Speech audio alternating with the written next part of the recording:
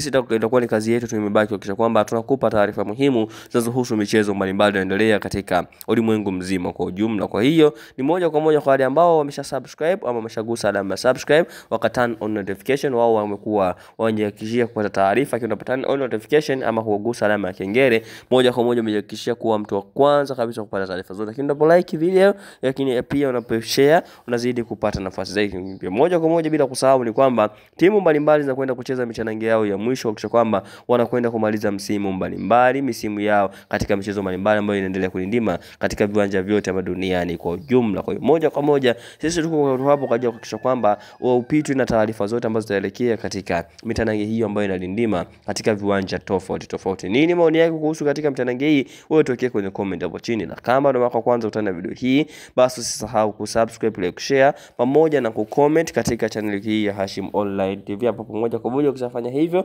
unaweza kushare na wengine waweze kupata taarifa zote ambazo zinahusu mitanange hiyo mbalimbali inaendelea kulindima katika viwanja tofauti. Kwa wale ambao wameshagusa alama subscribe, kama kuhakikisha kwamba hawapitwi na taarifa zote. Kumbuke baada ya hapa ilikuwa ni break fupi kutoka katika michuano mbalimbali duniani inaendelea kulindima kwa upande wa timu za taifa. Kwa hivi sasa timu zote zimeweza kurejea kuhakikisha kwamba zinakwenda kukamilisha ule mzunguko ambao umeweza kusalia katika michezo yao kadhaa.